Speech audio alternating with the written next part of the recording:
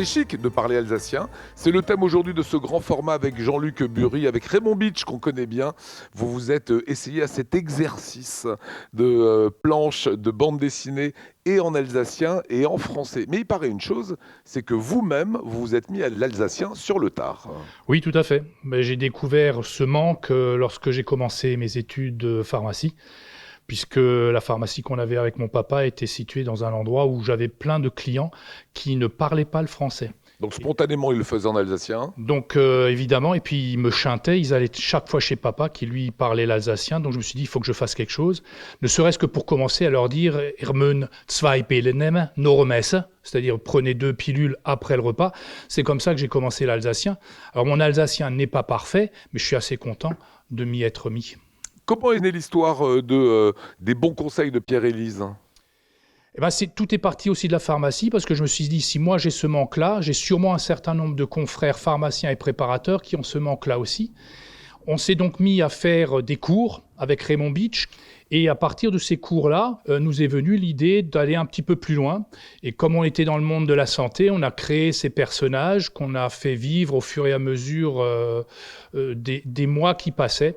Et en fait, c'est une sorte de compilation de ce qui existait. Alors on retrouve évidemment les bons conseils que l'on peut attendre d'un pharmacien, les bonnes pratiques, on parle du sommeil, on parle de l'hygiène. Voilà, c'est à l'adresse des jeunes. Finalement, ce sont les jeunes qui parlent plus alsacien maintenant.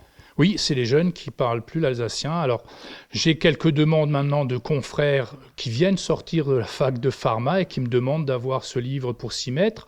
J'ai aussi mes petits-enfants avec lesquels je travaille. Raymond Beach a des cours où il utilise ce genre de documents et il y a un certain succès. Mon petit-enfant, je lis la BD en français et lui, il la lit en français, moi je la lis en alsacien.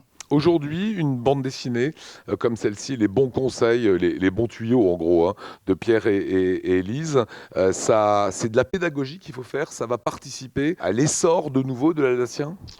Oui, je pense, parce qu'on a souvent l'impression que l'alsacien est une langue un petit peu, entre guillemets, vulgaire, un peu. C'est une langue qui est de convivialité et c'est une langue qui est très, très descriptive. C'est très imagé. C'est très imagé. Les maladies parlent d'elles-mêmes. Je prends toujours l'exemple de la coqueluche qui, en français, rappelle le chant du coq. Mais en alsacien, c'est bleuhüst, c'est-à-dire la toux qui rend bleu. Parce qu'effectivement, quand vous avez terminé votre quinte de toux, vous êtes cyanosé, vous êtes bleu. On retrouve le pharmacien, les bons conseils, oui. La petite planche sur le soleil, faut mettre de la crème solaire, voilà. Oui. C'est tout ce que vous avez fait durant votre vie, que vous avez pu mettre dans cette bande dessinée ?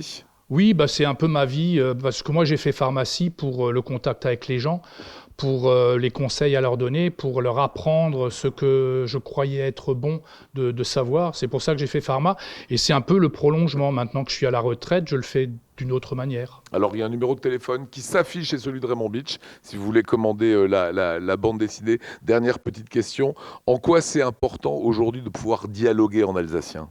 Parce que je pense que d'abord, c'est une langue de convivialité. Il y a des gens qui se rapprochent plus facilement en alsacien. C'est une langue aussi plus descriptive.